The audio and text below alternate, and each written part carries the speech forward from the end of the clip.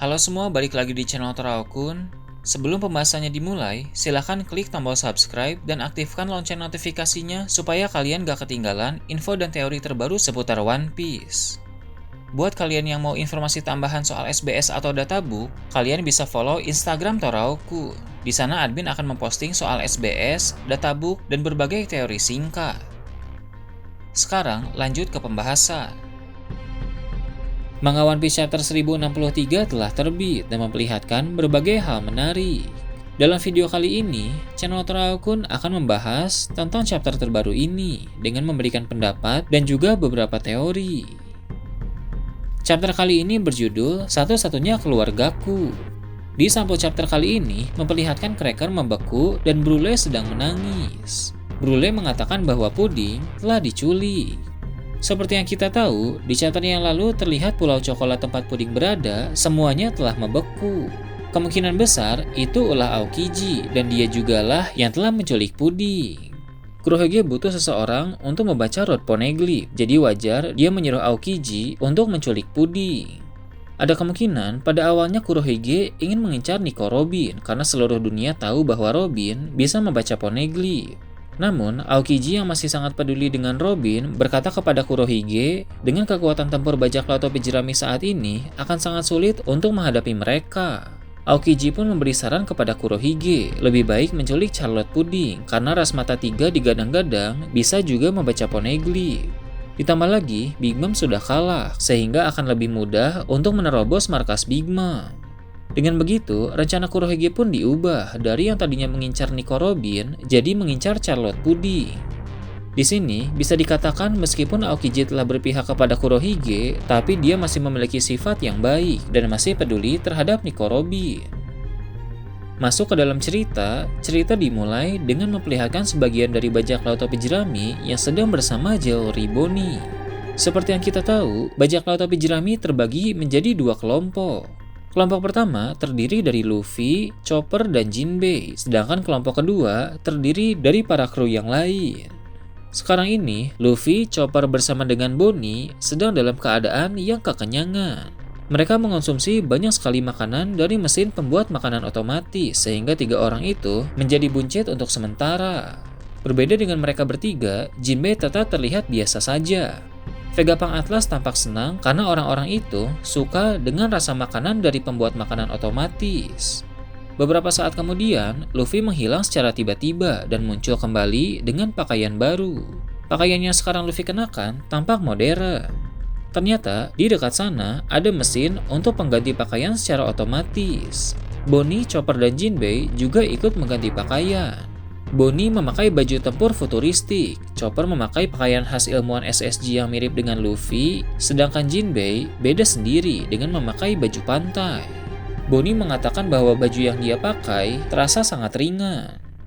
Setelah itu, Luffy yang telah naik ke atap salah satu bangunan melihat ada pasifista Kuma polisi yang sedang berjalan ke arah mereka. Pasifista itu bergerak dengan cepat dan langsung melancarkan serangan laser kepada Luffy dan yang lain. Alasan mengapa pasifista melakukan itu karena Luffy, Chopper, Jinbei, dan Bonnie telah menjadi terdakwa untuk kasus pencurian, mengingat mereka mengambil makanan dan pakaian tanpa membayar. Rupanya, benda-benda yang dikeluarkan dari mesin otomatis itu tidak gratis.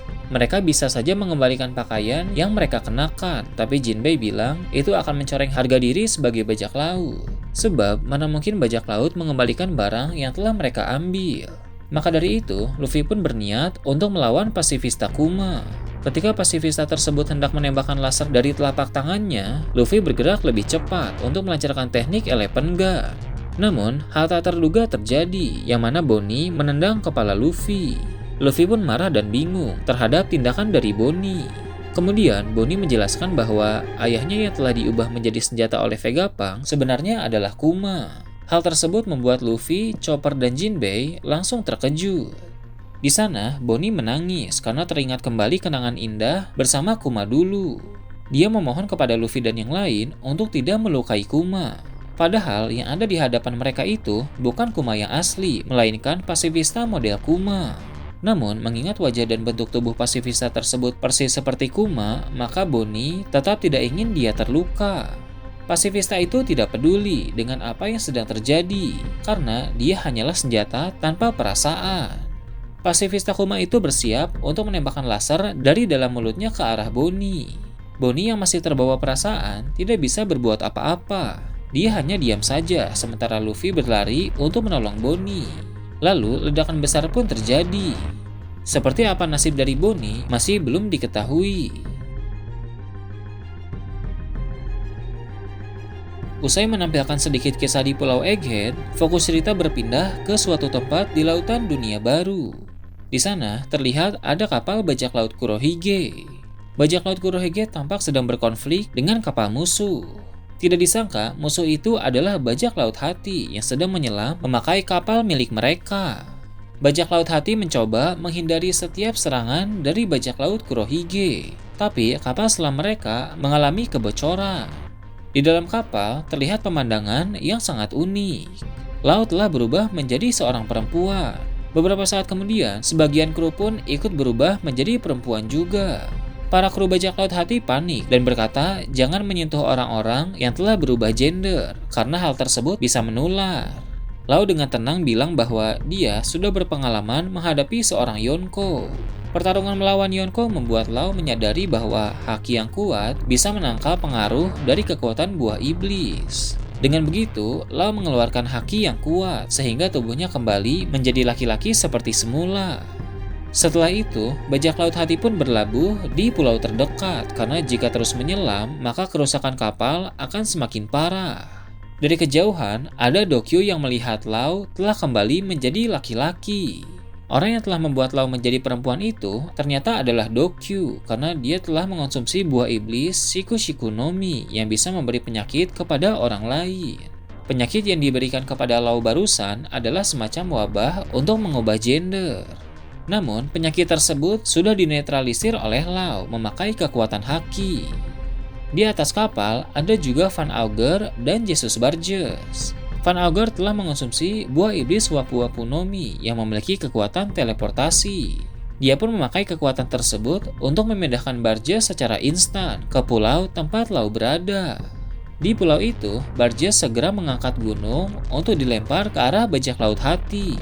Mengapa Barges bisa mengangkat gunung dengan mudah? Karena dia telah mengonsumsi buah iblis Riki-Riki no Mi yang membuatnya memiliki tenaga super. Gunung tersebut pun dilempar ke arah Lau dan kawan-kawan, tapi Lau memakai Rum untuk menangani serangan itu. Tak lama berselang, Kurohige datang ke pulau tersebut dengan cara menaiki Dokyu dan Stronger. Stronger adalah kuda milik Dokyu yang sekarang ini telah mengonsumsi buah iblis Mythical Zoan Uma-Uma no Mi model Pegasus. Sebagai kelompok yang disebut pemburu buah iblis, wajar memang telah semakin banyak kru bajak laut Kurohige yang telah mendapatkan kekuatan buah iblis. Buah iblis yang mereka konsumsi juga sangat cocok dengan diri mereka masing-masing atau bisa dikatakan sesuai dengan keinginan. Hal tersebut membuat bajak laut Kurohige menjadi semakin mengerikan. Di pulau tempat Lau berada, Kurohige berkata bahwa Kaido pasti memiliki Rod Poneglyph. Lau yang telah memenangkan pertempuran di Wano Kuni bersama Luffy, Kid, dan yang lain pasti telah mendapatkan salinan Rod Poneglyph Kaido. Kurohige juga menduga ada salinan Rod Poneglyph lain yang telah dimiliki oleh Lau. Kurohige berniat untuk mengambilnya. Tentu Lau tidak akan memberikan salinan Rod Poneglyph secara cuma-cuma. Lau menantang Kurohige untuk bertarung dan siapa yang menang akan mendapatkan semua yang dimiliki oleh lawan. Pertarungan Lau melawan Kurohige pun akan segera terjadi. Di situasi seperti ini, jika tidak ada gangguan dari pihak lain, maka pertarungan tersebut besar kemungkinan akan dimenangkan oleh Kurohige. Lau memang telah berpengalaman dalam mengalahkan seorang Yonko. Tapi perlu diingat bahwa Lau menang melawan Big Mom karena bekerja sama dengan Kid. Jadi, Lau belum pernah menang dalam pertarungan 1 lawan 1 melawan Yonko. Lau juga seorang pengguna buah iblis yang hebat yang telah mencapai tahap awakening. Memang haki yang dia miliki juga kuat, tapi tetap saja kekuatan Lau masih didominasi oleh buah iblis. Hal itu tidak akan menguntungkan jika harus melawan Kurohige, sebab Kurohige memiliki kekuatan Yami Yami no Mi yang bisa menetralkan kekuatan buah iblis lain. Maka dari itu, selama Kurohige memakai kekuatan kegelapan dari Yami Yami no Mi, maka kekuatan buah iblis Law tidak akan bisa diandalkan.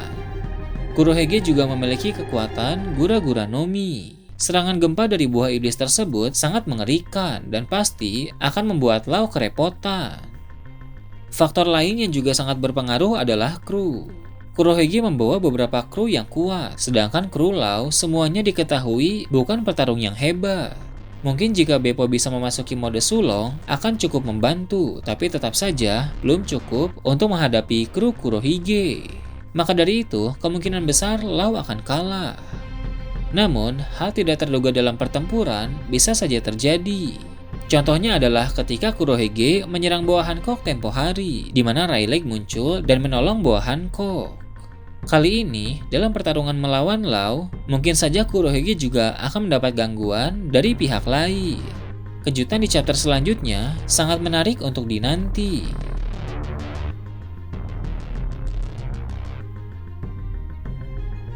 Nah itu tadi review dan teori tentang One Piece chapter 1063. Gimana menurut kalian? Silahkan tulis di kolom komentar di bawah.